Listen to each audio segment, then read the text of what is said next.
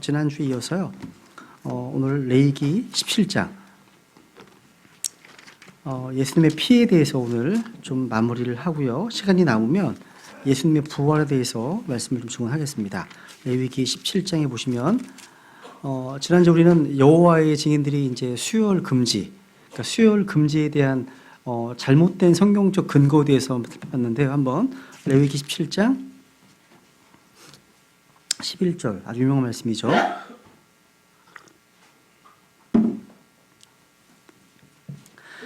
이는 육체의 생명이 피에 있기 때문이니라. 내가 피를 너희에게 주어 제단 위에 뿌려 너희 혼을 위해 속죄하게 하였나니 피가 혼을 위해 속죄하느니라. 그러므로 내가 이스라엘 자손에게 말하기를 너희 중에서 어떤 혼도 피를 먹지 말며 너희 가운데 머무는 어떤 타국인도 피를 먹지 말라 하였나니 이스라엘 자손이나 너희 가운데 머무는 타국인 중에 누구든지 먹을 수 있는 짐승이나 날짐승을 사냥하여 잡는 자는 그것에 피를 쏟고 흙으로 그것을 덮을지니라. 여러분 지난주에 우리 여호와의 증인 이단들은요 이 수요를 피를 먹는 것과 동일하게 여긴다는 겁니다. 그죠? 그러니까 구약 성경에서 하나님께서 명령하신 것은 피를 빼지 않은 고기를 먹지 말라는 거였습니다. 그게 포인트예요. 피를 빼지 않은 고기를 먹지 말라. 이게 포인트입니다. 그래서 역사서 같은 데 보시면요. 한번 찾아볼까요? 사무엘상 14장에 보세요. 한번. 사무엘 14장. 피채 먹는 거에 대해서 이거 주님께 죄를 짓는 걸로 말씀하시는 거예요. 사무엘상 14장 34절. 사무엘상 14장 34절에 보시면 33절.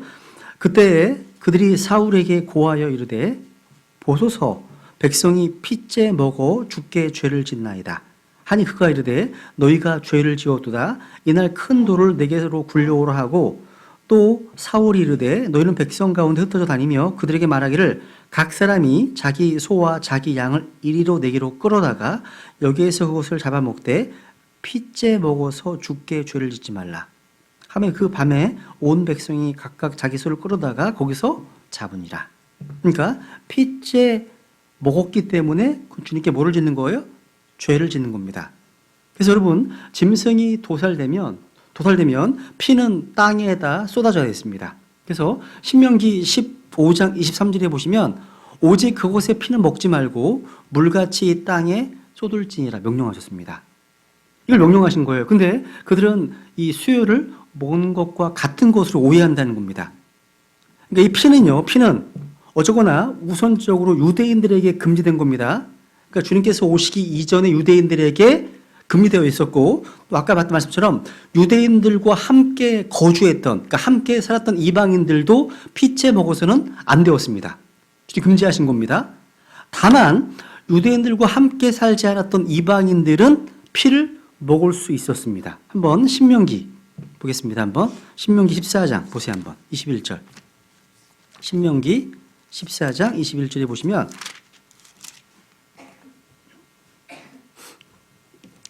너희는 저절로 죽은 것은 먹지 말지니라. 너는 내 성문 안에 거하는 나그네에게 그것을 주어 먹게 하거나 이방 사람에게 팔 수 있느니라. 너는 주 내 하나님께 거룩한 백성이니라. 너는 염소 새끼를 그곳에 어메조세 삼지 말지니라. 여기 보시면 저절로 죽은 것을 이방인들이 팔 수 있다 하십니다. 그죠? 무슨 얘기냐면 사실 유대인들은 이방인들에게 고기를 주거나 팔 수 있다고 규정되고 있는 겁니다. 그러니까 제대로 피가 빠지지 않았다 하더라도요. 그러니까 지금 여호와의 증인들의 이런 수혈 금지 교리는 한쪽으로 치우친 아주 사악한 교리일 뿐이라는 겁니다. 여러분 여기 계신 분 가운데 아마 선지국 드시는 분 계시죠? 드시는 분 계시고 선지국을 자기 믿음 가운데 안 드시는 분들도 계시더라고요.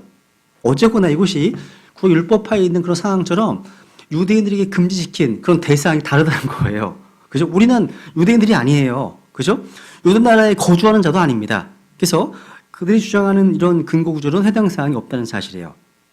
그런데 아까 다시 한번 레위기 17장 다시 보세요. 여기 표현이 좀 특이해요. 레위기 17장 11절에 보면 피를 금하시는 이유가 여기 보세요. 17장 11절 다시 보시면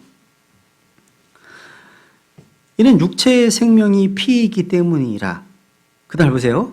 내가 피를 너희에게 주어 제단 위에 뿌려 너희 혼을 위해 속죄하게 하였나니. 지금 피를 너희에게 주어 누가요? 내가가 누구죠? 하나님이십니다. 주님이신 거예요. 주님께서 피를 너에게 준다고 하시죠. 여러분, 구약의 율법의 경륜하에서는요, 하나님께서 분명히 제사장들에게 구약 희생 제단 위에 희생 제물의 피를 드리라고 명령하셨습니다. 그죠? 뭐 태우는 헌물, 또 여러 가지 뭐 죄 헌물, 범법 헌물, 또 화평물 다. 제사장들이 지금 피를 드리라 명령하셨어요.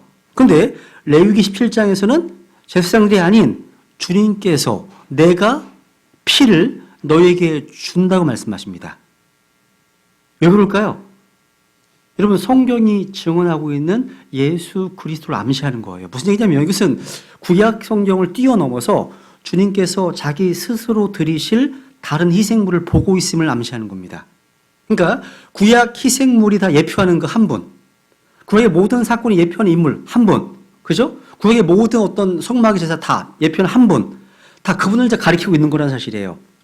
그러니까 구약의 희생물들은 모두가 다 그 자체가 예수 그리스도께서 십자가에서 희생 헌물로 들어주실 것에 대한 예언이었다는 거죠. 그래서 내가 피를 너에게 준다. 이 말씀은 주님께서 친히 십자가에서 이루실 최종적인 마지막 다 한 번의 헌물, 그러니까 최종적인 헌물을 바라보고 있었다는 겁니다. 그 얘기예요. 그렇기 때문에 이제는 예수님의 단번 속죄로 말미암아 구약의 희생물들을 다시 반복할 필요가 없습니다. 그죠? 없습니다. 그죠? 그 하나의 완전한 희생물이 구약의 모든 희생물을 대체했기 때문입니다. 그래서 once for all 얘기하잖아요. 단번에 for all 모든 걸 대체하는 거거든요. 이게요. 단번에 끝난 거예요. 하나님께서 구약의 제단 위에 그 죄로 인해 드려진 그 피는 하나의 모형이었다는 거죠. 주님께서 우리를 위해서 단번에 영원히 십자가에서 쏟으실 것을 미리 보여주는 거기 때문에 그 피가 가볍게 다루어지거나 경솔하게 취급되어서는 안 되는 것이었다는 것. 이제 그 다음 보세요. 그 다음 피의 중요성 보세요. 여기 아까 레위기 17장에 보면 이 피의 중요성을 말씀하고 있습니다. 히브리서 9장 27절에 보시면 피 흘림이 없이는 사면이 없다. 그죠? 피 흘림이 없이 사면이 없다고 말씀하십니다. 그러니까 하나님께서는 분명하게요. 예수님의 죽으심과 피 흘리심 둘 다 속죄에 있어서 반드시 필요한 것으로 말씀하시는 겁니다. 어떤 분은 그러세요. 예수님의 십자가의 죽으심만 중요하지 피는 중요하지 않아. 실제 저한테 그런 얘기 하신 분이 있었습니다. 피를 통하지 않고도 구원받을 수 있다고 가르칩니다. 어떤 분은요. 아니라고요. 예수 십자가의 죽으심과 보혈로운 피를 통하지 않고는 죄의 사면이 없습니다. 그죠? 한번 로마서 5장을 보세요. 하나님께서 이 죄에 대한 문제로 처방하신 것이 바로 피를 흘림으로 죽는 거였습니다. 그죠? 예수님께서 우리의 죄를 대속하시기 위해서 피 흘리시고 죽으셔야 했는데 로마서 5장 6절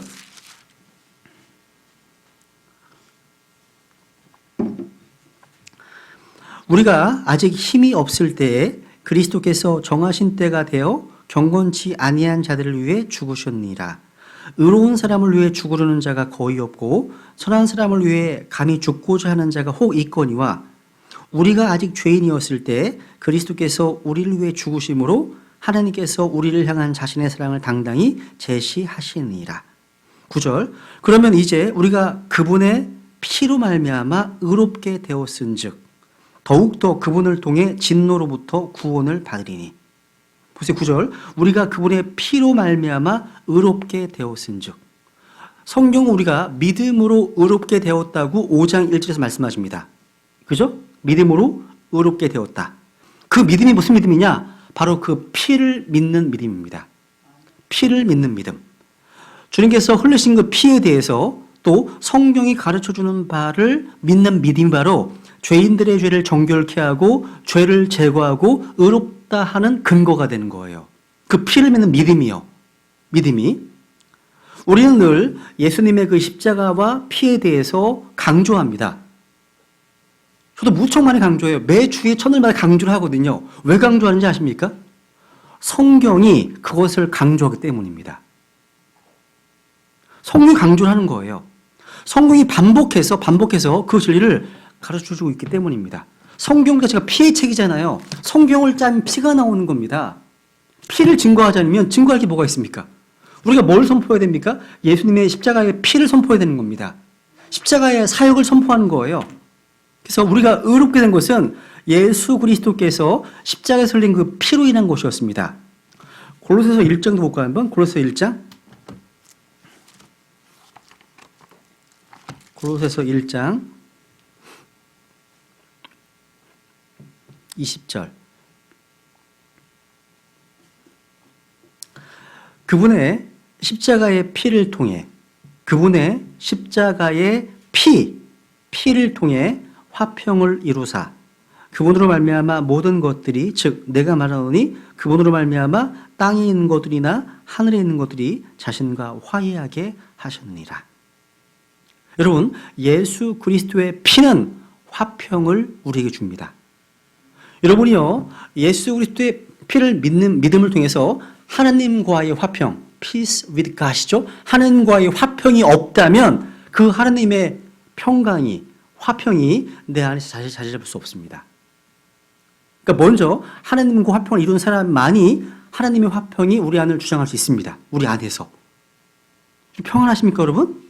여러분, 의의 결과가 화평인 거 아세요? 여러분이 거룩하게, 의롭게 살면 마음이 화평합니다. 죄를 갖고 지으면요. 사악한 자에게는 화평이 없다 하시니라. 화평이 없는 거예요, 여러분.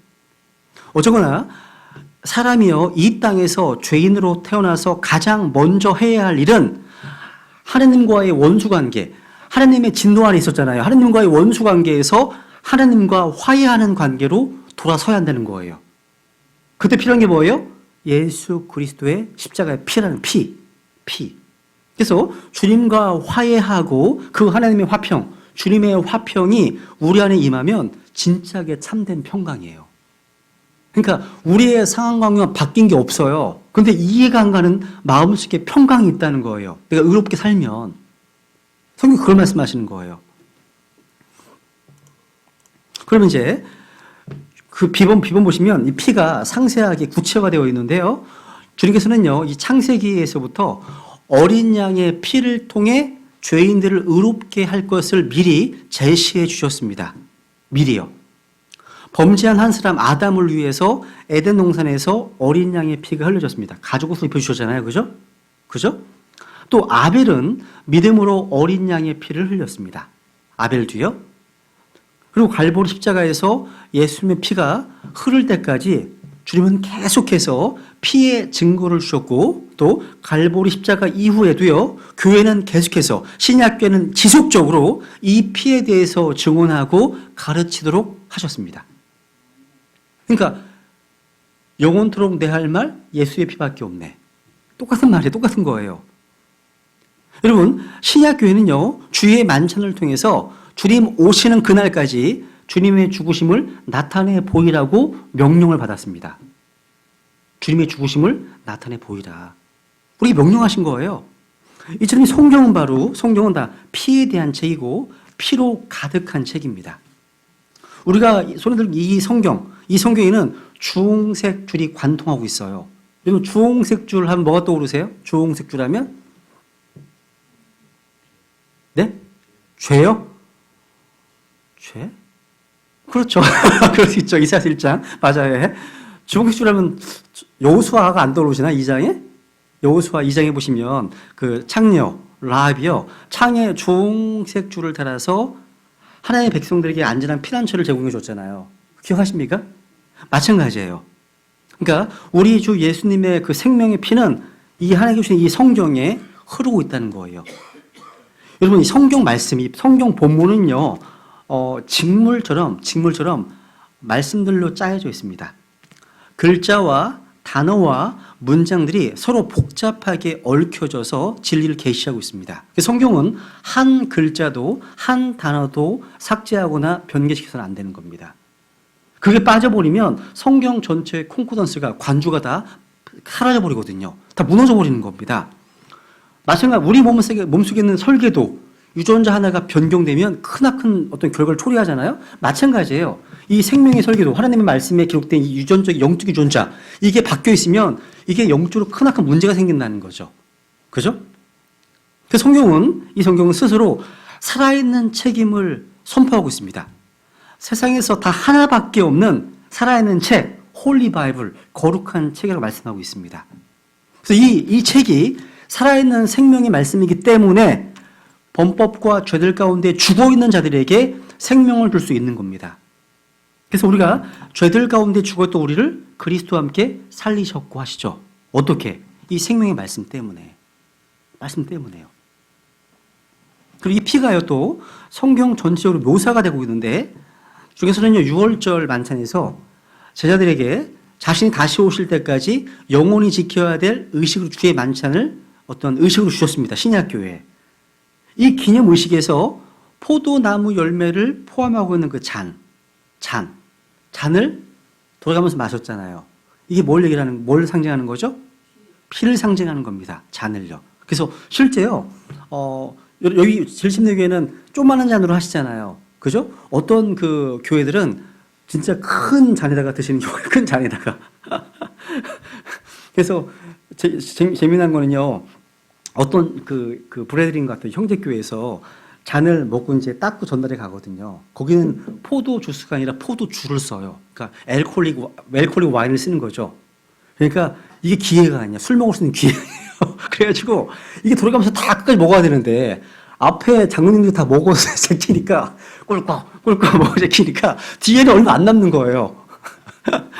웃긴 일이 벌어지는 거죠. 또 이게 또 위생적으로 또 되게 안 좋은 부분이 있기 때문에 이게 각자 먹는 것도 좋은 거. 이 같은 교회에서 결정하면 되는 건데 어쩌거나 그게 포도주가 돼서는 안 된다는 거. 그죠? 포도 주스로 하시잖아요. 실제 더 정확하게 하려고 하면 포도 열매를 갖고 와서 방금 짜야 돼. 짜서 같이 돌아가면서 드셔야 되는 거예요. 그게 원래. 여러분 성경 어디에서도 알코올성 와인을 주의 만찬에서 사용한 내용이 안 나와요. 한번 우리 마태복음 26장 봐볼까요? 마태복음 26장 한번 확인해보고 넘어가죠. 마태복음 26장에 보면 알코올이 들어간 와인과 누룩이 들어가는 빵, 이거는 점 없고 흠 없으신 하나님의 아들을 상징하지 못하죠, 당연히. 예, 마태복음 26장.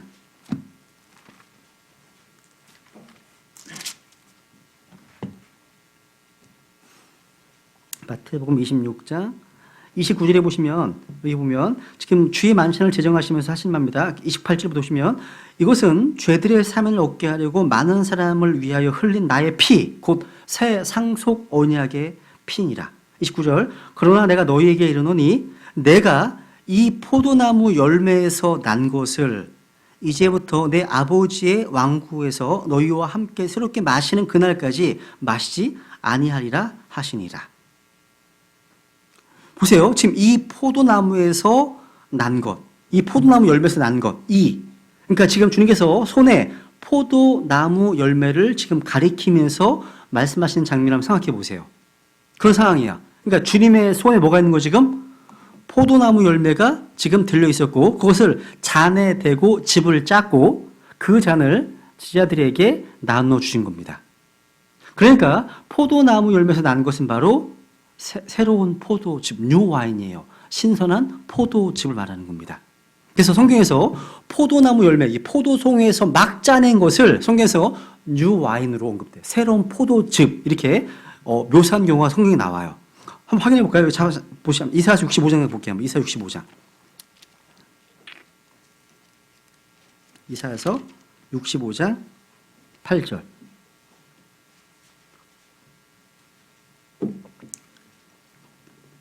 이사야서 65장 8절에 보면요. 주가 이같이 말하노라 포도송이에서 새 포도즙을 찾았으므로 이 보시면 포도송이에서 클러스터 포도송이에서 뉴 와인 새 포도즙을 찾았으므로 어디에서요? 포도송이에서 그러니까 주님께서 최후의 그 만찬석상에서 포도송이를 들고 그리고 그 즙을 잔에다 짜 주시는 장면이 뭐 과장된 이야기가 아니라는 거예요. 그런 얘기 아닙니다. 여러분 창세기 40장에 보시면요. 그 당시에 파라오의 술 맡은 책임자 기억하십니까? 포도송이를요, 손으로 짜서 잔에다 즙을 받는 장면이 창세기 40장에 잘 나와 있어요. 11절에 잘 나와 있습니다. 그러니까 내 손에 파라오의 잔이 있기 때문에 내가 포도들을 따고 파라오의 잔에 그것들을 짜서 드렸다고 되어 있습니다. 사실 여러분 성경적으로 구약시대 유대인들이 와인, 포도즙을 마셨을까요? 유대인들. 구약시대 광야에서, 광야 여정 가운데 유대인들이요, 포도즙을 마셨습니까? 이렇게 볼게요. 그럼 그 유대인들이 포도주를 마셨을까요? 50% 확률인데, 찍어도. 포도주는 마시지 않고요, 포도즙은 마셨습니다. 확인해 볼게요, 한번. 신명기 29장. 그러니까 유대인들은 40년 광야 여정 가운데 알코올성 포도주를 마시지 않았어요. 신명기 29장 6절.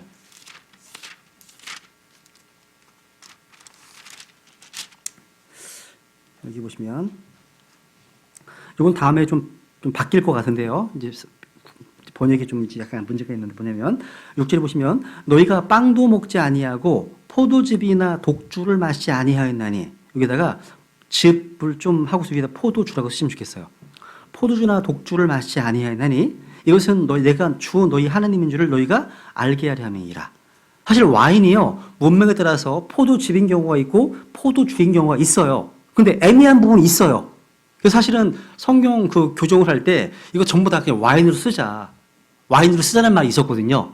근데 와인 쓰면 문제가 생겨요. 뭐냐면 우리나라 사람들이 듣기에 와인 그러면 다 술로 이해하지 포도즙으로 이해하는 경우가 없어요.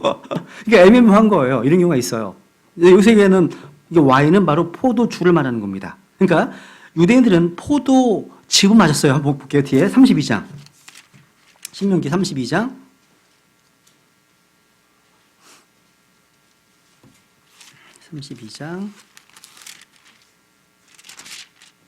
14절. 신명기 32장 14절에 보시면 암소의 버터와 양의 젖과 어린 양의 기름과 바산 품종의 순양과 염소와 기름진 밀을 먹게 하셨으며 또 내가 포도의 순수한 피를 마셨도다. 포도의 순수한 피를 마셨다. 이게 뭐예요? 순수한 피가 예수 그리스도의 피를 상징하는 포도즙입니다. 그거 마셨어요. 그거는 마셨지만 포도주 넘겨보세요. 32절. 그들의 포도나무는 소돔의 포도나무요 고모라의 밭의 소산이니라. 그들의 포도는 쓸개 포도니 그들의 송이는 쓰며, 자 보세요, 그들의 포도주는 용들의 독이요 독사들의 지독한 독이니라. 이 포도주는 마시지 못했습니다. 이해하세요? 이 부분을요, 신명기 32장 14절, 이 포도의 순수한 피, 이 부분을요, 개역 성경이 어떻게 번역했냐면 웃겨요. 이렇게 번역했습니다. 개역 성경은 포도즙, 이렇게 좋아요. 포도즙의 붉은 술. 이게 뭐예요? 포도즙인데 붉은 술이래. 이렇게 되어 있습니다. 그리고 여러분 영어 성경 가장 많이 보는 NIV에 보시면 이게 어떻게 한 줄 더 떴습니다. 뭐냐면 the foaming blood of the grape입니다. 무슨 얘기냐면 포도의 foaming, 거품이 있는 어떤 피. 포도의 거품이 있는 피, 이렇게 표현했습니다. 무슨 이게 얼마나 발효가 잘 되었든지 부글부글 거품이 막 일 정도로 된 포도를 묘사해놓고 있다는 거예요. 그러니까 술로. 아닙니다. 그러니까 발효된 알코올성 와인은 구약 유대인들에게 금지되었습니다. 심지어 이 와인, 이 포도주를 보지도 말라고 명령하신 분도 있잖아요. 근데 오늘날요, 교회를 다니시는 분들 가운데 술을 먹는 걸 정당화할 때 가장 많이 쓰는 구절이 무슨 구절이에요? 여러분 잘 아시잖아요. 네? 무슨 걸 인용하세요? 예? 술 취하지 말라? 어떤 구절이에요? 어디?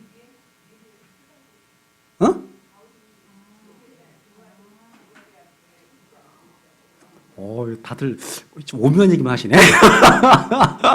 술 취하지 말라. 저긴 또 이제 위장병 때문에 이제 그 와인을 쓰라고 했던 걸 얘기를 한다 이거죠. 가장 많이 쓰는 건요, 그게 아니라 요한복음 2장을 얘기를 합니다. 물을 포도즙으로 만드신 사건. 예수님께 제가 볼 때는 개혁 성경이라면 진짜 얘기할 수 있어요. 물을 포도주로 만드신 분이 예수님이시거든요. 거기 잔치를 주관하는 자가 진짜 술 취한 소리를 내면서 주정을 떤 얘기가 나오는 거예요.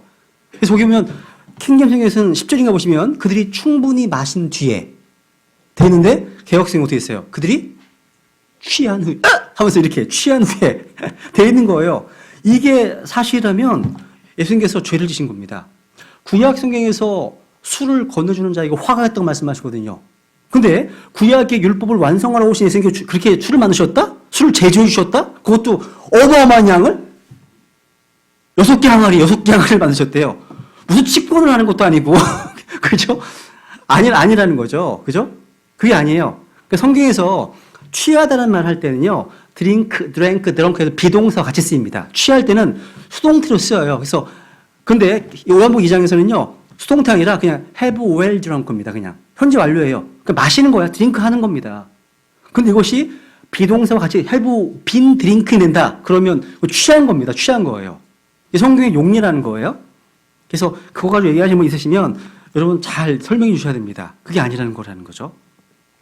어쨌거나 이 포도나무에서 나오는 열매, 포도즙, 이게 바로 주님께서 명령하신 그 새 잔이었다는 것, 그죠?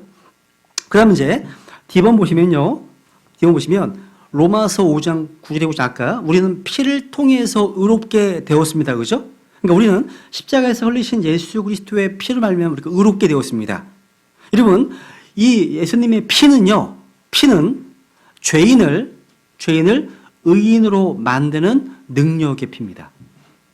능력의 피예요. 하나님과 원수되었던 인간, 하나님의 진노와 저주 아래 있었던 사람이 의롭게 되기 위해서는 누구나 갈보리 십자가에서 흘린 예수 그리스도의 피가 필요합니다. 여러분, 죄인들의 죄가 용서되었다, 사면되었다, 죄사함 받았다, 이것만 강조지 많은 사람들이요. 특히 구원파에서 오신 분들은 구원을 죄사함 이렇게 이해해요. 아닙니다. 죄사함은 구원의 한 부분에 불과해요. 죄사함은 구원이라고 하는 큰 패키지 속에 들어있는 일부분에 불과한 겁니다. 구원은 어마어마한 하나님의 진리가 포함되어 있는 거예요. 그러니까 여러분, 구원은 뭐냐? 죄인들 죄가 용서되었다는 거 그치지 않고 한 걸음 더 나아가서 우리가 의롭게 된 거예요. 주님께서는요, 자신의 피를 통해서 죄 용서, 거기에다가 하느님의 거룩한 의신 예수 그리스도의 의를 주셨기 때문입니다. 우리한테요. 우리는 세상을 향해서 당당히 선포할 수 있습니다. 우리는 우리를 고소하는 마귀를 향해서 소리칠 수 있습니다. 하나님 앞에 담대하게 나아갈 수 있습니다. 이것이 바로 의예요. 의. 예수님의 피는 바로 죄사함 이상입니다. 그러니까 구원은 구원받는 것, 죄 용서 이상이라는 거예요. 우리는 모두 그분의 피로 말미암아 의롭게 되었습니다. 그러니까 저희들은 단지 죄사함 받은 그런 의인일 뿐만 아니라 하나님 앞에서 의롭다함을 받은 하나님의 아들인 겁니다. 다 맞는 거예요. 다 맞는 거예요. 여러분 의인이에요? 죄인이에요? 의인입니다. 그죠? 죄인이라고 하면 틀리나요? 틀리지 않습니다. 이게 함정. 이게 그 구원파에서는 사람한테 교회 다니는 사람한테 항상 물어보잖아요. 당신은 의인입니까? 죄인입니까? 의인입니다. 그러면 로마서 3장 딱 펴서 의인은 없나니 하나도 없나니 이걸 펴줍니다. 그리고 죄인입니다. 그거잖아요. 그러면 죄의 식은 사망인데 지옥 가시겠네요. 이게 다 짜여 있어요. 정답 뭔지 아세요? 저는 죄인이지만 그리스도 안에서 의인입니다. 이게 정답이에요. 그러면 흠이 없는 거예요. 그러니까 이게 둘 다 맞는 거예요. 그래서 사실 제가 구원받고 나서요, 93년도인가요? 93년 한 1년 지나고 나서 제가 부안에서 97년이군요. 그 부안에서 근무를 하고 있었을 때 누군가의 소개로 어떤 구원파 모임에 갔었어요. 근데 거기에 전도사님이 계시더라고요. 그래서 저한테 구원 받았니? 받았다고. 그래서 의인이에요? 이렇게 물어보시길래 한번 내가 전 죄인입니다. 이렇게 얘기해봤어요. 그랬더니 지옥 가겠네. 구원 못 받았네. 저 구원 가지고 한 이후 얘기한 거거든요. 저보고 지옥 간다고 얘기하시더라고요. 근데 어쨌거나 의롭다 하시는 하나님이시니까 신경 쓸 필요는 없지만, 그러니까 우리는 잘 표현해야 됩니다. 그러니까 그들의 의도가 뭔지를 파악을 잘 하셔야 돼요. 그죠? 의인이지만, 맞습니다. 맞죠? 그렇죠. 그렇죠. 우리는 죄인이지만 그리스도의 보혈 아래에 있기 때문에 그렇게 됐습니다. 그러니까 그렇게 얘기하면 가장 아주 좀 완벽한 답변이 아닐까. 그 다음에 두 번째, 로마 3장으로 다시 보세요. 로마 3장.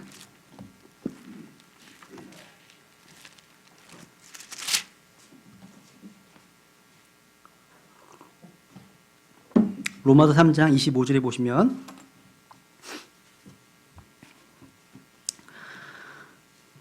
제가 이 선을 읽겠습니다. 모든 사람이 죄를 지어 하나님의 영광에 이르지 못하더니 그리스도 예수님 안에 있는 구속을 통해 하나님의 은혜로 값없이 의롭게 되었느니라. 25절. 그분을 하나님께서 그분의 피를 믿는 믿음을 통한 화해 헌물로 제시하셨으니.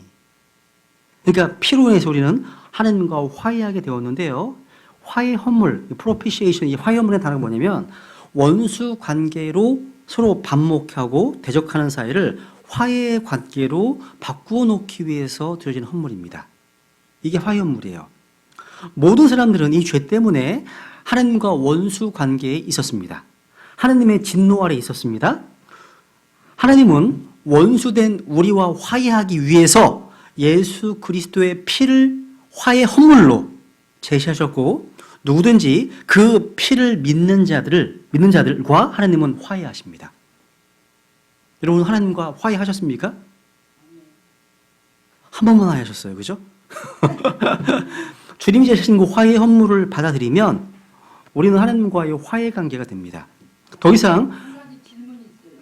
이 만물 네. 금방 짜야 즙이 되지. 네. 짜서 놔두면은 네. 발효가 돼서 그렇죠. 풀이 되더라고요. 그렇죠. 유대인들은 그런 거 네. 만찬식 할 때마다 네. 포도를 짜나요? 네, 그 질문 제가 이따가요 끝나고서 말씀드릴게요. 그게 또 내용이 너무 길어서 우선 이거 끝나고 나서 말씀드릴게요. 어쨌거나 지금 이 화해 현물을 받아들이게 되면 우리 하나님과의 화해의 관계가 됩니다. 더 이상 하나님의 진노 아래 있지 않게 되는 거죠. 그래서 아까 여기 말씀 그분의 피를 믿는 믿음을 통한 화해 현물, 뭘 통한? 피를 믿는 믿음을 통한 화해 현물. 여기 주목하시면 좋겠습니다. 세 번째, 우리는 그 피를 통해서 구속받았습니다. 맞죠? 구호론 시간에도 공부했던 내용인데요. 그 피를 통해서 구속받았습니다. 여러분 구속이 뭐예요? 구속. 기본적인 교리인데 구속이라고 하면 뭐예요? 그게요? 죄 용서예요? 그냥? 죄 용서일 뿐만 아니라 죄를 완전 제거하는 거고요. 그리고 뭐예요? 값을 치르고 사시는 거 맞습니다. 값을 치르고 사는 거예요.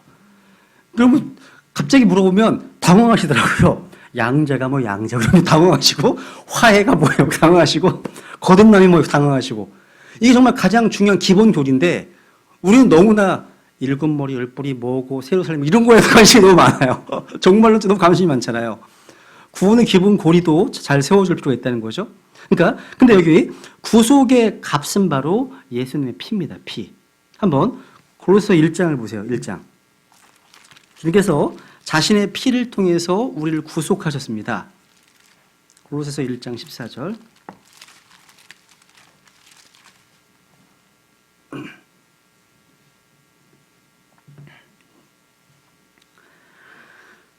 가실조 시작. 그분 안에서 우리가 그분의 피를 통해 구속 곧 죄들의 용서를 받았도다. 킹제임스 성경만 그분의 피를 통해서가 들어있죠. 그죠? 그분의 피를 통해서 구속 곧 죄들의 용서를 받았다. 여러분 예수님의 피가 없는 구속이란 없습니다. 피가 없는 구속은 없어요. 여러분 구약 성경에서는 구속이 있었을까요? 구약 성경에서 없었습니다. 그러니까 구약 시대에는요 죄 용서는 있었지만 죄를 깨끗게 하는 구속은 아직 이루어지지 않았습니다. 하나만 확인해 볼까요? 출애굽기를 볼까요? 출애굽기 잠깐 봐보세요.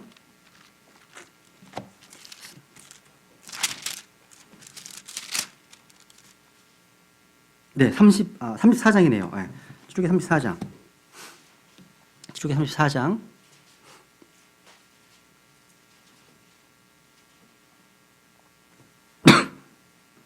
7절. 보세요. 내가 긍휼을 수천에게 베풀며 불법과 범법과 죄를 용서하되. 그러니까 죄를 용서는 해요. 용서 받았습니다. 근데 그다음 보세요. 그것이 결코 죄 있는 자를 깨끗하게 하지는 아니하리라. 깨끗하게 되지 않았습니다. 그러니까 짐승의 피는 죄를 용서는 할 수 있을지 몰라도 죄를 깨끗하게 하거나 죄를 제거할 수 없습니다. 그래서 히브리서 10장 11절에 말씀하시잖아요. 죄를 제거할 수 없다고. 짐승의 피로는요. 그러니까 구속이란 뭐냐면 죄 용서뿐만 아니라 완전한 죄에 대한 제거, 죄를 깨끗게 하는 것 다 포함되는 겁니다. 그럼 어떻게 돼야 돼? 예수님께서 십자가의 피를 흘리시기 전까지는 구속이 이루어지지 않은 거죠. 이해가시죠? 무슨 얘기인지? 디도서 2장을 보세요. 디도서 2장. 이 구속의 결과 뭐 어떻게 구속하셨는지 디도서 2장을 보세요. 한번 디도서 2장.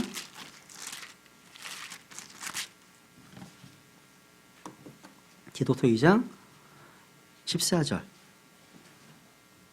디도서 2장 14절.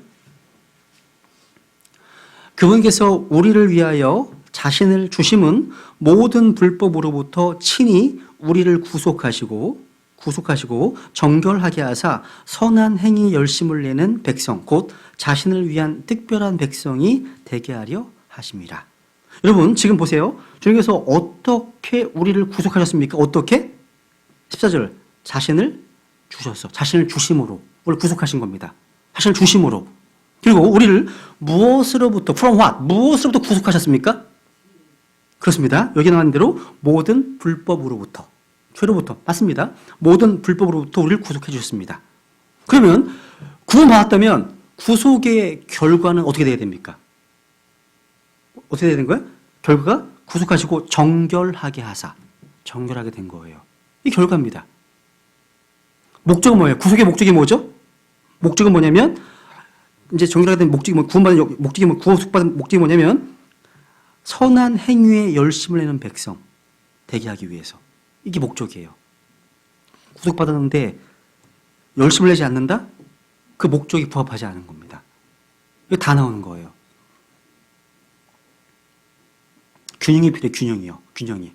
그러니까 구원받았다면 구원받은 이후의 삶, 이게 다 두 가지 균형이 필요하다는 거죠.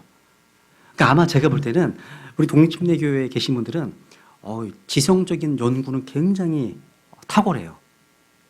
머리로 말하면 야 침례교도의 머리는 진짜 누구도 따라가지는 못할 것 같습니다. 그래서 누가 그러잖아요. 농담삼아 어떤 목사님이 야 독립침례교회는 누구도 당할 수 없어. 왠지 알아? 한 번 쏘면 끝나. 독침이기 때문에. 독침 이런 말 독침. 농담이거든요. 근데 우리는 맞습니다. 침례교도에 정확한 지식, 머리가 있어야 됩니다. 그것만 있으면 안 되고요. 우리는 따뜻한 가슴도 있어야 돼요. 또 이단들의 발도 있어, 발도 가지고 있어야 됩니다. 머리, 가슴, 발이 균형 잡힌 그리스도인. 이게 하나님께서 칭찬하시는 그리스도인의 모습이죠. 그죠? 균형. 그죠? 히브리서 9장을 볼게요. 히브리서 9장. 히브리서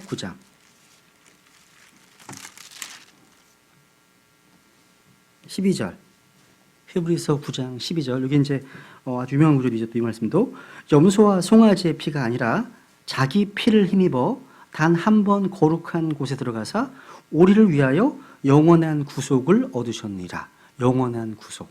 자기 피를 힘입어 영원한 구속을 얻으셨다 말씀하십니다. 예수님의 피는요, 우리를 정결하게 할 뿐만 아니라 영원한 구속을 이룹니다. 영원한 구속입니다. 그러니까 우리를 구속하신 게 뭐예요?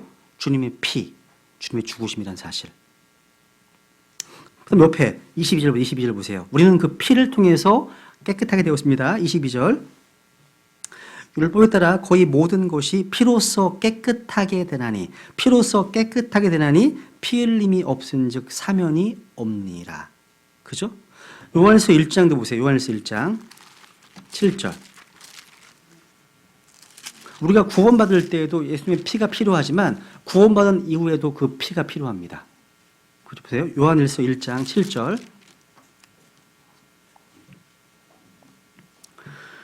그러나 그분께서 빛 가운데 계신 것 같이 만약 우리가 빛 가운데 걸으면 우리가 서로 교제하고 또 그분의 아들 예수 그리스도의 피가 모든 죄에서 우리를 깨끗하게 하느니라. 예수 그리스도의 피가 모든 죄에서 우리를 깨끗하게 한다. 되어 있죠? 이 깨끗하게 한다는 말이 영어로 cleanse에다가 th가 붙어 있습니다. 그래서 th가 붙어 있다는 뜻은요, 보통 일반적으로 continue의 의미가 있어요. 지속적인 겁니다. 뜻 자체가요. 그러니까 그분의 피는 계속해서 우리의 구원받은 매일의 삶 가운데 우리가 씻겨져야 될 그걸 말씀하시는 겁니다. 그러니까 구원받은 이후에도 예수님의 그 피는 계속 유효한 겁니다. 그 죄를 씻는 그 능력은 변함이 없어요. 우리가 하나님과의 교제, 하나님과 교제 역시 예수님의 그 피로 지속됩니다. 또 구원받은 성도들 간의 교제도 마찬가지예요. 예수님의 피로 이루어지는 겁니다. 이 피가 바로 영원한 피이고 우리를 죄에서 깨끗하게 하는 피입니다. 이게 매일매일 이 피가 필요합니다.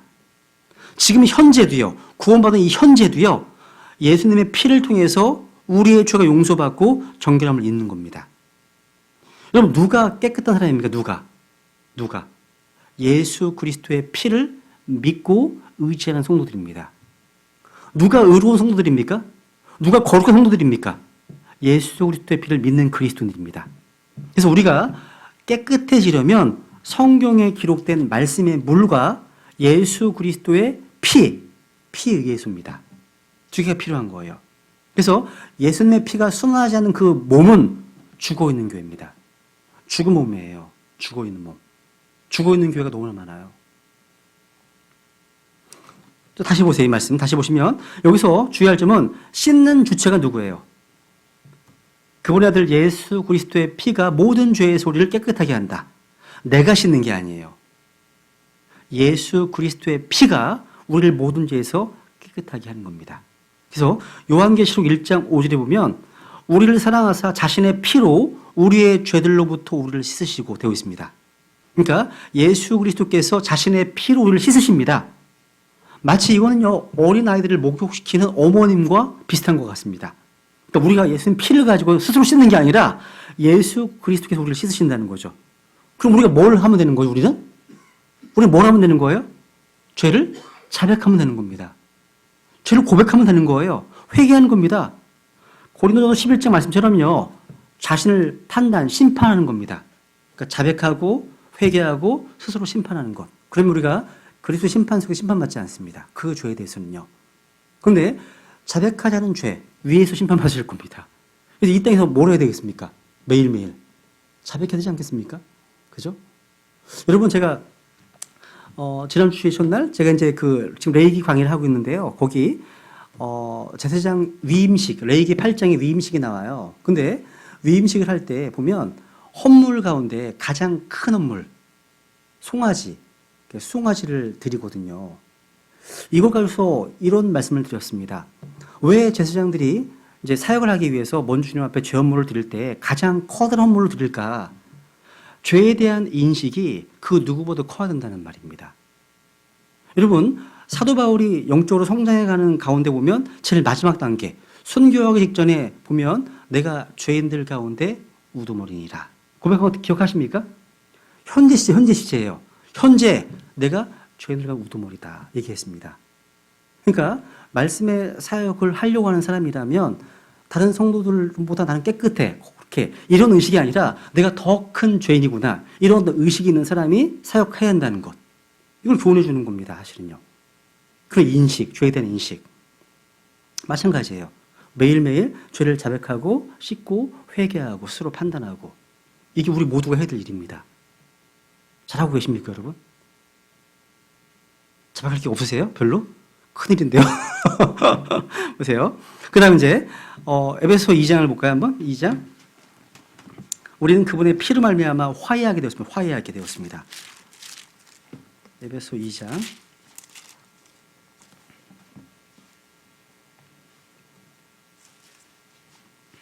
13절에 보시면 한때 멀리 떨어져 있던 너희가 이제는 그리스도 예수님 안에서 그리스도의 피로 가까워졌느니라. 또 17절에 보시면 또 그분께서 오셔서 멀리 떨어져 있던 너희에게와 가까이 있던 그들에게 화평을 선포하셨느니라. 골로새서 1장에 보면 이제 우리가 그 피로 화해하게 되었다고 말씀하세요. 그러니까 이 십자가는 뭐냐면 하나님과, 그러니까 거룩하신 하나님과 타락한 인간 사이의 그 틈, 그 간격을 메꾸어 주는 것이었습니다. 십자가에서 우리의 죄와 불법들이 궁극적으로 징벌을 받았기 때문에, 심판받았기 때문에 화해할 수 있게 된 겁니다. 그래서 그 피를 통하여 화해하게 된 거죠. 여러분, 6월절 밤 기억하십니까? 내가 그 피를 볼 때에 너희를 넘어간다. 기억하시죠? 그죠? 그러니까 피는 우리 죄에 대한 심판과 형벌이 완성되었다고 보장하기 때문에 화평을 가져다 줍니다. 화평을. 그러니까 화해라는 말은 예수 그리스도께서 십자가에서 이루신 그 피의 속죄의 근거에서 하나님과의 교제를 회복하게 되는 것을 의미합니다. 어떠한 죄인도요, 십자가로 나오지 않고는 하나님과 화해할 수 없습니다. 예수 그리스도께서는요, 그분께서 화해를 이루셨고, 한번 22절 보실까요? 22절 보시면, 골로새 1장 22절 보세요, 한번. 1장 22절 보면, 1장 21절 보시면, 이제는 그분께서 죽음을 통해 자기 육체의 몸으로 화해를 이루사 너희를 그분의 눈앞에서 거룩하고 흠없고 책망할 것이 없는 자로 제시하려 하셨으니, 그러니까 그분께서 죽음을 통해 자기 육체의 몸으로 화해를 이루셨습니다.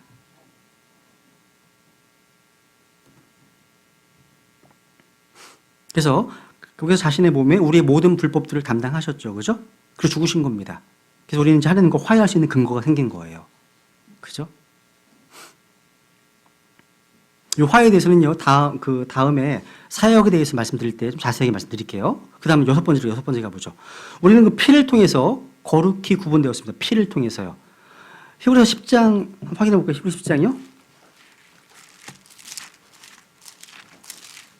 히브리서 10장 29절.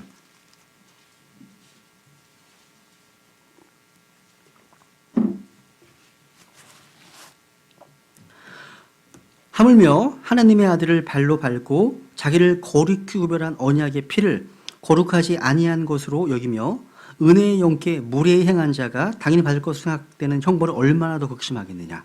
너는 생각해보라. 여기 보시면 자기를 거룩히 구별한 언약의 피, 자기를 거룩히 구별한 언약의 피. 사실 이 히브리서 이 말씀은요, 칼빈주의자들에게 아주 치명적인 말씀이에요. 그들의 교리 가운데 제한된 속죄라는 것이 있습니다. 이건 뭐냐면 예수님께서 구원받고 선택받은 사람들을 위해서만 피를 흘리셨다라고 하는 교리입니다. 그렇기 때문에 이 교리에 따르면 자기를 거룩하게 구별한 언약의 피를 받은 사람은 어떤 사람들이에요? 선택받은 자입니다. 그죠? 근데 10장 29절에 보면 그 선택받은 자가 받게 되는 극심한 형벌을 말씀하고 있습니다. 그죠? 여러분, 칼빈주의자였던 아더 핑크가 유명한 사람이거든요. 이분도요, 히브리서 강의를 제가 봤더니 아주 두꺼운 책입니다. 한글로 된 책이 3권이에요. 3권, 두꺼운 책으로요. 근데 29절에 와서는 아무런 말도 못해요. 주석도 못합니다. 그냥 조용히 지나갑니다. 여기 13장 12절, 히브리서 13장 12절 보시면, 그러므로 예수님께서도 친히 자신의 피로 백성을 거룩히 구별하시려고 성문 밖에서 고난을 당하셨느니라. 자신의 피로 백성을 뭐하기 위해서? 거룩히 구별하시려고. 오늘날 성도들도 마찬가지예요. 우리를 거룩히 구별하는 것은 십자가 목걸이가 아닙니다. 어떤 가운이 아니에요. 우리를 하나님의 백성으로 거룩히 구별해 주는 것은 십자가의 피, 예수 그리스도의 피인 겁니다. 피인 거예요. 그 다음에 이제 계시록 12장이요. 요한계시록 12장에 보시면,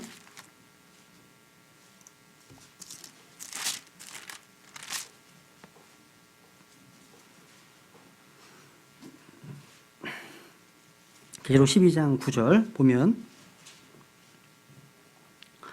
그 큰 용, 즉 저 옛뱀 곧 마귀라고도 하고 사탄이라고도 하며 온 세상을 속이는 자가 내쫓기더라. 그가 땅으로 내쫓기니 그의 천사들도 그와 함께 내쫓기니라. 또 내가 들으니 하늘에 큰 음성에서 이르되 이제 구원과 힘과 우리 하나님의 왕국과 그분의 그리스도의 권능이 임하였도다. 우리 형제들을 고소하는 자, 곧 우리 하나님 앞에서 밤낮으로 그들을 고소하던 자가 쫓겨났도다. 11절 같이 읽죠. 시작. 그들이 어린 양의 피와 자기들의 증언의 말로 그들을 이기었으며 그들은 죽기까지 자기 생명을 사랑하지 아니하였도다. 우리는 이 피를 통해서 마귀와의 싸움에서 승리할 수 있습니다. 예수님의 피는 바로 마귀에 대한 승리를 가져다 줍니다. 사탄은요, 우리 성도들의 어떤 죄와 범법들을 낱낱이 밝혀내어서 하나님 앞에 고소합니다. 근데 걱정할 필요가 없습니다. 우리에게는 바로 어린 양의 피가 있습니다. 어린 양의 피는 바로 모든 원수, 마귀들의 공격을 막아내는 방패일 뿐만 아니라 그들을 이겨내는 능력입니다. 우리가 마귀를 이기는 두 가지 무기가 있다면 바로 그게 뭐예요? 11절에 어린 양의 피와 증거의 말씀, 기록된 말씀입니다. 어린 양의 피와 기록된 말씀. 우리 주님께서는 지금 이 시간에도요, 저 하늘에서 대제사장의 직분을 수행하고 계십니다. 하나님의 왕조 우편에서 우리를 위해 기도하십니다. 우리 편에 서 계신 거예요. 변호인으로서. 하나님 우리를 지키시고 보호하시고 변호하십니다. 우리가 예수 그리스도의 피를 의지한다면 어떤 자기 정죄나 불의에 빠질 필요가 없습니다. 낙심할 필요가 없습니다. 마귀가 나를 참소할 때, 나를 비방할 때 우리는 그 피를 의지해 승리할 수 있다는 거죠. 여러분 이 피를 자꾸 의지하셔야 되는 거예요. 매일 바라보셔야 되는 거예요. 씻으셔야 되는 거죠. 자꾸. 여러분 누군가 그런 얘기를 했어요. 여러분 목욕탕 얼마 만에 가세요? 주로? 일주일에 한 번씩 가세요, 목욕탕? 안 가세요? 목욕 안 하시나 봐요. 네? 목욕탕 갈 때마다요, 그 목욕탕 주인, 그러니까 주인 되시는 분이 날 어떻게 볼까? 일주일 전에 왔었는데 또 왔다고 한심하게 여기지 않았을까? 하면서 부끄러워서 돈만 얼른 내고 숨어 들어가십니까? 아니죠. 당당히 들어가잖아요. 그러니까 목욕하라는 건 자연스러운 일입니다. 목욕탕 주인이요, 야, 저 전에 또 왔는데 또 왔네, 또 왔어 하고서 혀를 찹니까? 이렇게 혀를 찹니까? 아닙니다. 하나님 앞에서 우리는 다 늘 그런 상황에 놓여 있다는 거예요.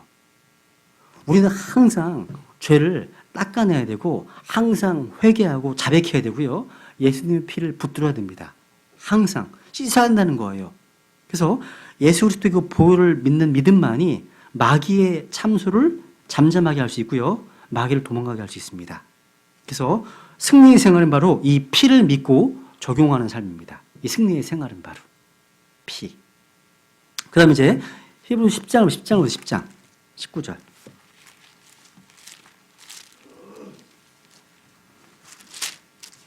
히브리서 10장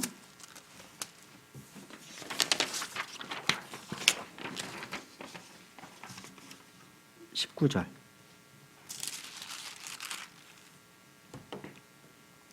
그러므로 형제들아, 우리가 예수님의 피를 힘입어 새롭고 살아있는 길로 지성소에 들어갈 담대함을 얻었는데. 22절. 우리 마음이 뿌림을 받아 악한 양심으로부터 벗어났고 우리 몸은 순수한 물로 씻겼으니 우리가 믿음의 충만한 확신 속에서 진실한 마음으로 가까이 다가가자.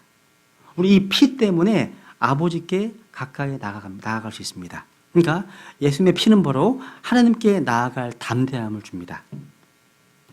지성소, 지성소는 어떤 곳입니까? 하나님 계신 곳입니다. 가장 거룩하고 거룩한 곳입니다. 1년에 단 한 번 대제사장이 자기의 죄를 속하는 제사를 드린 후에 들어갈 수 있었던 곳입니다. 그런데 이 땅에 있는 어떤 성전에 만든 지성소가 아니라 저 하늘 지성소에 들어갈 수 있는 길이 열렸습니다.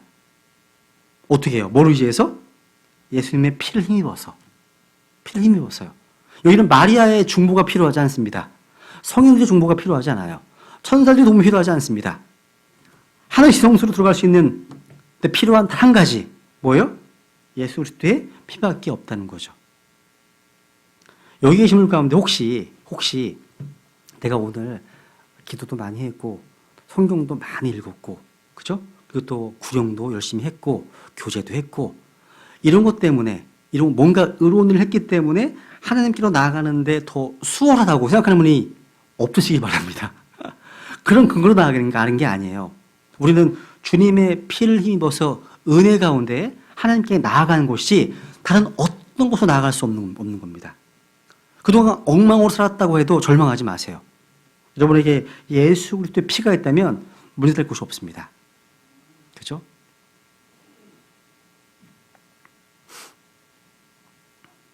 여러분 아까 제가 이 구원이라고 하는 거대한 패키지 속에 그 하나 죄사함, 죄 용서가 있다고 말씀드렸잖아요. 그죠? 보통 많은 구원받은 그리스도들은요, 이 구원에 있어서 우리 주님께서 우리를 위해 성취하신 일 가운데 한 가지 측면, 즉 은혜의 하나의 측면인 단번 속죄에만 집중하는 경우가 있어요. 단번 속죄. 그 진리입니다.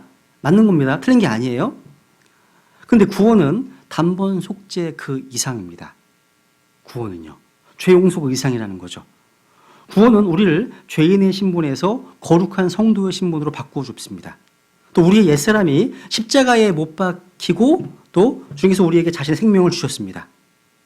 그러니까 그리스도 안에 있는 새로운 창조물로서 우리는 모든 죄를 단번에 용서받았고 하늘로 나아가서 죄인에서 의인으로 신분 변화를 겪었습니다.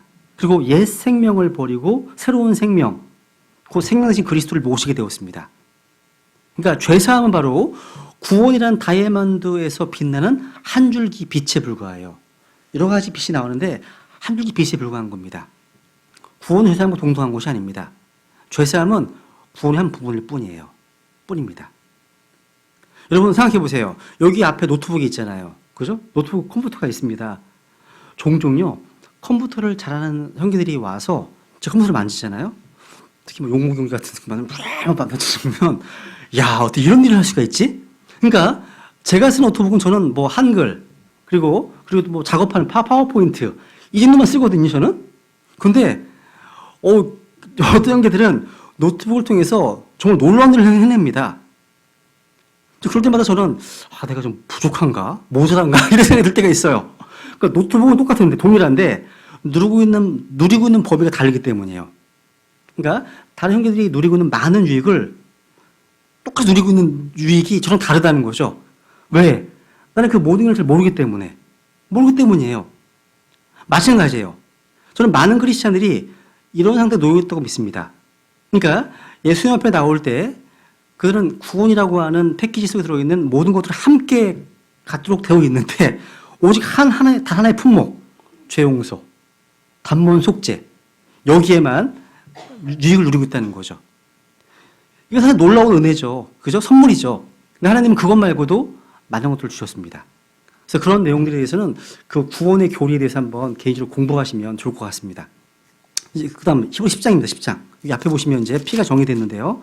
이건 짧게 하고 끝낼게요. 히브리서 10장에 보시면 4절.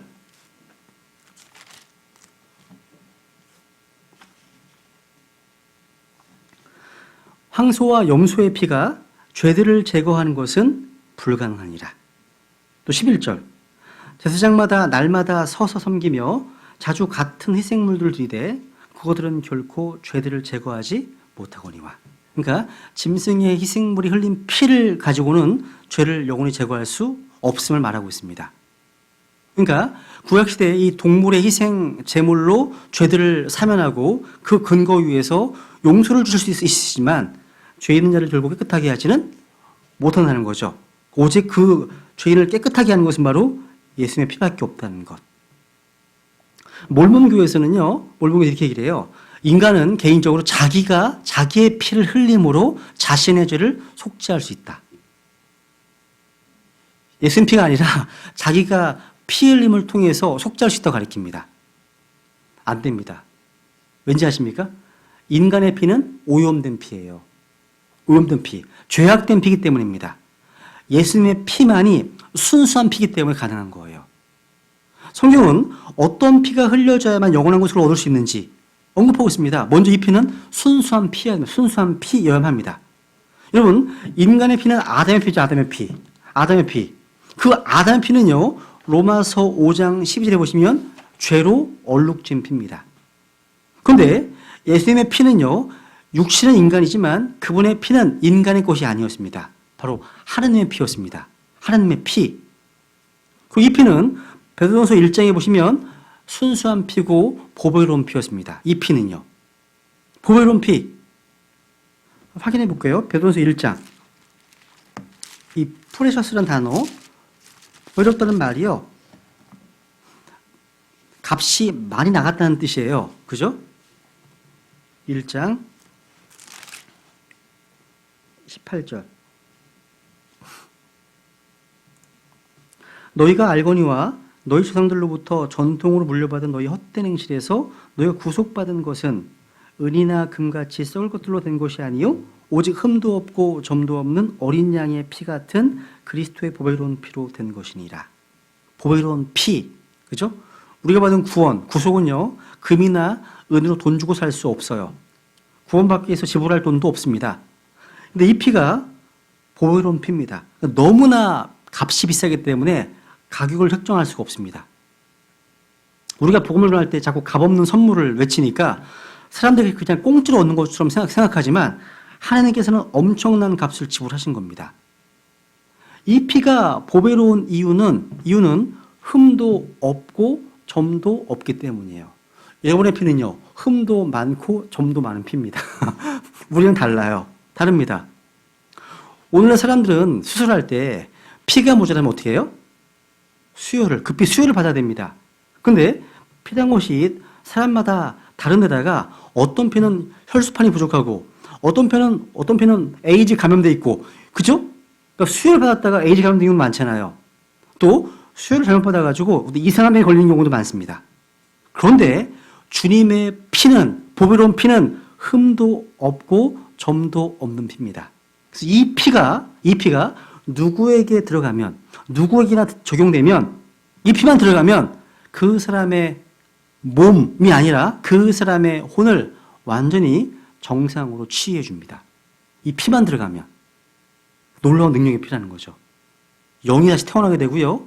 내면색이 혁명적인 변화가 일어납니다. 양심이 깨끗해지고 이 피만 들어가면 놀라운 피입니다. 그 다음에 이제 이 피는요, 또 하나님 앞에 드려진 피화입니다. 하나님 앞에 드려진 피. 속죄일 날에 대제사장은요, 지성소 안에 피를 가지고 들어가서 금요 자리 위에 피를 뿌려야 됐습니다. 레위기 16장 15절 한번 주목해 보세요. 레위기 16장 15절.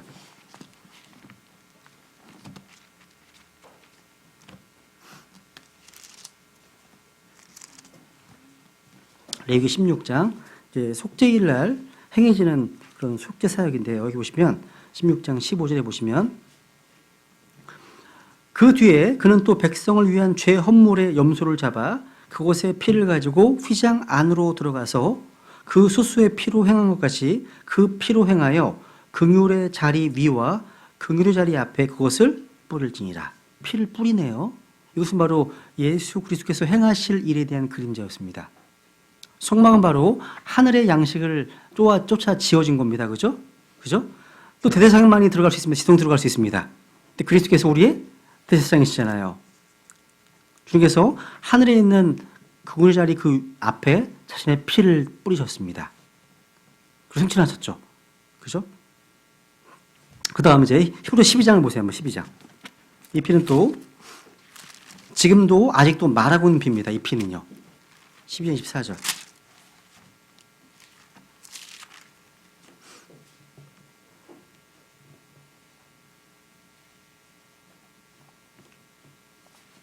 새 언약의 중재자이신 예수님과 아벨의 피보다 더 나은 것들을 말하는 피, 곧 뿌리는 피에 이르러느니라. 아벨의 피보다 더 나은 것들을 뭐 한다고요? 말하는 피. 그러니까 그리스도의 피는 아벨 자신의 피 또는 아벨이 드린 희생 제물의 피로는 우리의 혼의 깨끗함이나 정결함이 불가능했지만 그리스도의 피는 그 모든 것이 가능함을 선포하고 있습니다. 그래서 아벨의 피보다 더 나은 것들을 말하는 피. 지금 현재도 말하고 있습니다. 이 피가요. 아직도 유효하다는 거죠.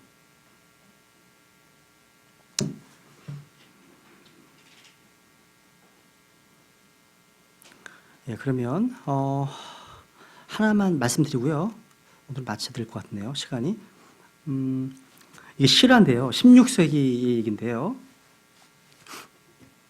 16세기 경에 네덜란드 사람들은요, 스페인의 잔인한 왕 필립 2세에 대해서 반란을 일으켰습니다.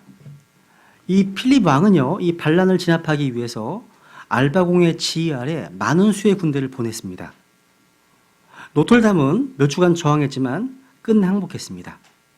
이 집 저 집을 다니면서 그 잔인한 정복자들은 노틀담 시민들을 찾아내어서 그들의 집에서 그들을 무자비하게 학살했습니다. 칼이 모든 집집마다 집을 다 지금 피로 물들일 때 사람들의 비명소리와 울부짖음이 시 전체를 흔들어 버렸습니다.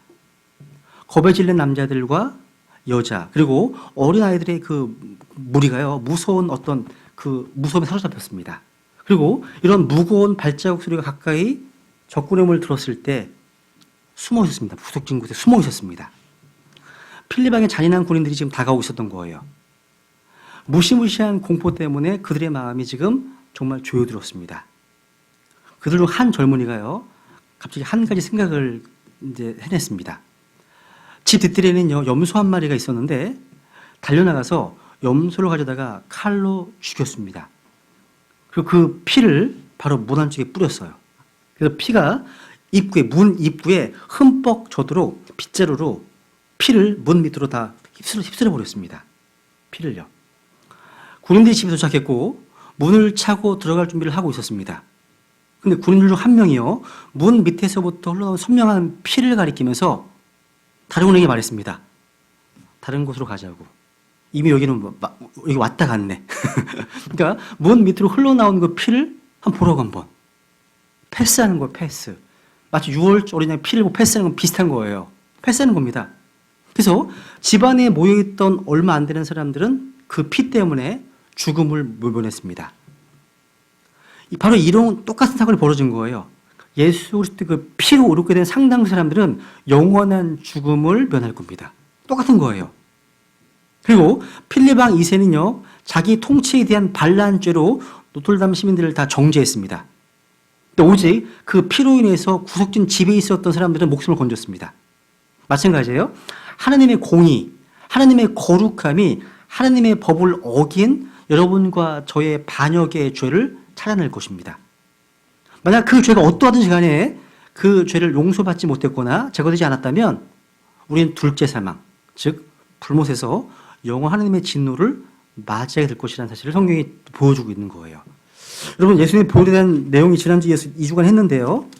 이 주제 관련해서는 여러분 그 알레이시 박사가 쓴 책 중에요, 예수 그리스도의 보혈이라는 책이 있어요. 한번 읽어보시면서 한번 정리를 하시면 좋겠습니다. 좋은 책이거든요. 알레이시 박사 쓴 책들은 다 유익합니다. 그래서 좀 읽어보면서 제가 보고서 쓰란 말은 안 할게요. 그냥 한번 읽고 한번 좀 정리해 보시면 좋을 것 같습니다. 피해에 대한 주제니까. 네. 오늘 여기까지 하고요. 원래 오늘 부활에 대해서 좀 나가려고 했었는데 여기까지 해야 될 것 같고 다음 주에 예수님의 부활에 대해서 정리를 하겠습니다. 네, 여기까지 하겠습니다.